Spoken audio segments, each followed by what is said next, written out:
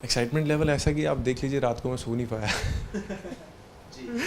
बहुत वेट थी मुझे कि कब कब स्ट्रीम होगा। हमें पता चला कि 18 को स्ट्रीम हो रहा है, बट फॉर्चुनेटली पता चला कि रात को ही स्ट्रीमिंग शुरू हो गई है। तो अब ये सोच ली थी मैंने खुद सुबह 5 बजे ये देखा है उठ के। तो एक्साइटमेंट का लेवल अब देख लीजिए, नेक्स्ट लेवल एक्साइटमेंट है। हाँ, नर्वसनेस ज़रूर थी क्योंकि मैं फर्स्ट टाइम खुद को स्क्रीन पे देखने जा रहा था। तो खुद भी था कि कभी क्या रहता है कि जब एज एन एक्टर आप काम करते हो, खुद को देखने के बजाय आप अपनी खुद की गलतियाँ देखते हो कि मैंने क्या क्या गलतियाँ की है।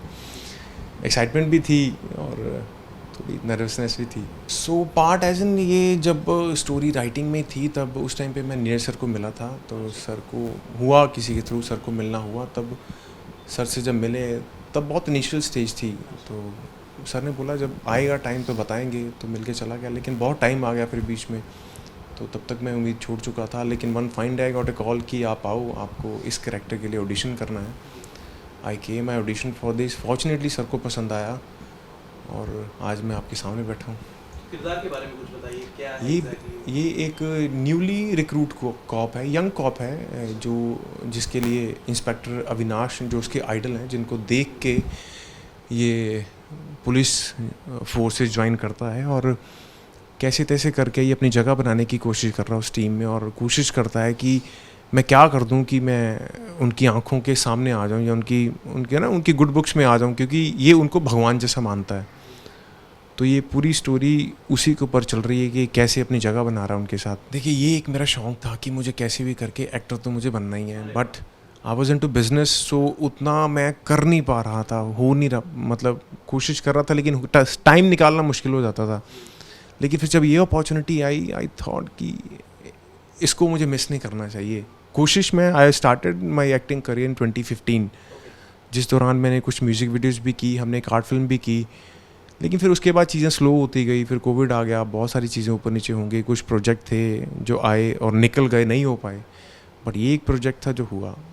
और जर्नी थोड़ी लंबी रही है, लेकिन फाइनली आपके सामने रोका एज इन, मतलब हक में नहीं थे, बट देन जो हमारे मदर राधे माँ जी हैं वो बहुत प्रोग्रेसिव थिंकिंग है। वो ये नहीं मरते, बच्चों को कभी रोकते नहीं कि तुम्हें ये नहीं करना, तुम्हें वो नहीं करना, तुम्हें क्या सही लग रहा है वो करो, लेकिन जो भी कर रहे हो पूरी शिद्दत के साथ करना, कि ऐसा ना हो आधे में किया आधे में छोड़ दिया तो उसमें भगवान भी कुछ नहीं करेगा, फिर रोना मत, बाकी फिर तुम्हारे कर्मों का खेल है।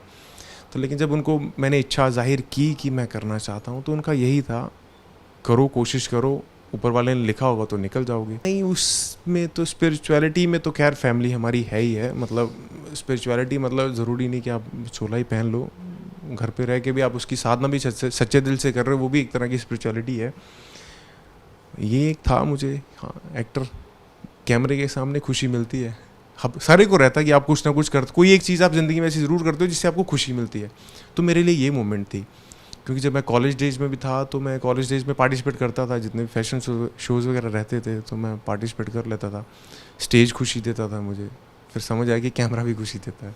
मेरा उनके साथ जो बॉन्डिंग है, जो गुरु का शिष्य के साथ रहता है, मेरी बॉन्डिंग उनके साथ वैसी ही है कि अगर आप बोलें कि जैसे एक साधारण माँ और बेटे का रिश्ता रहता है, वैसा हमारा कुछ नहीं है। जैसे उनके बाकी भक्त हैं वैसे मैं हूँ। तो हम भी उनसे गाइडेंस लेते हैं, उनका आशीर्वाद लेते हैं कि कुछ काम शुरू करने जा रहे हैं, कि आपकी कृपा बनी रहे और हम आगे चलते रहें। बस उन्हीं की कृपा सदका आज चीज़ें चल रही हैं। देखिए, ये तो शुरू से, मतलब वो गृहस्थ आश्रम में तो थे नहीं वो। तो हमने बचपन से ही, मुझे नहीं याद कि कभी क्या किसी एज में मैंने उनको कभी जाके बोला कि मम्मी बोला हो। हमने उनको शुरू से देमा जी बोला है, जब से मैंने होश संभाला है, मुझे याद है। तो उनके साथ रिश्ता हमारा ऐसे ही चलता है।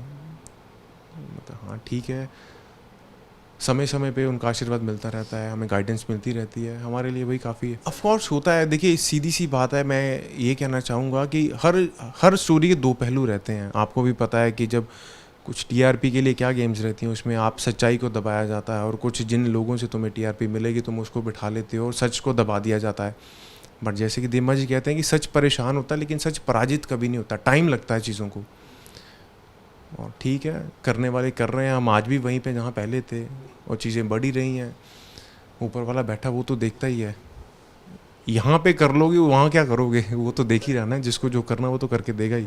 देखिए, वो यही कहते, जो कर रहे हो ना सच्चे दिल से करो, आधे मन से कुछ मत करना, वो कभी नहीं होने वाला। बाकी जो ज़िंदगी में हो रहा है वो होने दो। चीज़ें आएंगी, चीज़ें जाएंगी, काम बहुत सारी चीज़ें होंगी, कंट्रोवर्सीज भी होंगी, but show must go on. उससे तुम्हें डरना नहीं है, झुकना नहीं है, चलते रहो। वो ऊपर वाला बैठा है, वो तुम्हारे रास्ते खुद खोलेगा। कभी अड़चनें आ रही तो दुख मत होना। उनका बेसिकली ये था, कभी ज़िंदगी में अड़चन आ जाए तो दुखी नहीं होना यार कि क्या हो गया। इसमें भी उसकी ही कोई रज़ा होगी जो, और तुम्हें उसकी रज़ा में रह के चलना है। जो वो बोल रहा है, जो वो कर रहा है, बस उसके साथ चलते जाओ और गो विद द फ्लो।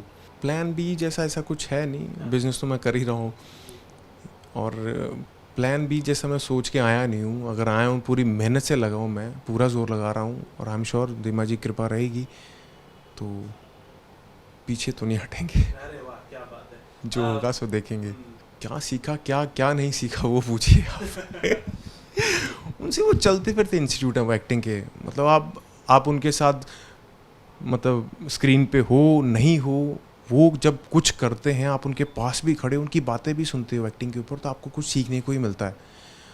वो इतने सपोर्टिव हैं कि मतलब सी आई एम ए न्यू कमर, मैं 100 गलतियां कर सकता हूँ वहाँ पे, लेकिन वो हमेशा ये नहीं करते थे, वो बताते भी थे कि हाँ ठीक है, इसको ऐसे भी किया जा सकता है, इसको ऐसे भी कर सकते हो। वो खुद भी मतलब उनका कैसा था कि सीन किसी एक बंदे के करने से अच्छा नहीं होगा, जब 2 जन स्क्रीन में खड़े हैं तो दोनों अच्छा करेंगे तो होगा। तो अगर कोई ये सोच लेके चलता है तो ऑफ कोर्स वो सीन को डूबने नहीं देगा। जी। तो उनसे Apart बहुत from कुछ। this, apart from this, what are your upcoming projects? एक मेरी ऑलरेडी एक मूवी, उसका शूट कंप्लीट कर चुके हैं हम लोग, टिप्सी, दीपक तिजोरी जी की मूवी है, वो भी रिलीज पे है। बस एक बार इसके बाद वही है लाइन में।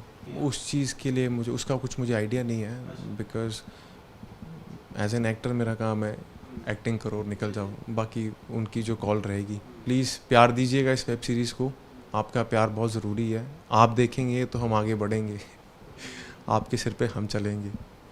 Please keep supportive and keep loving inspector Avinash. Thank you.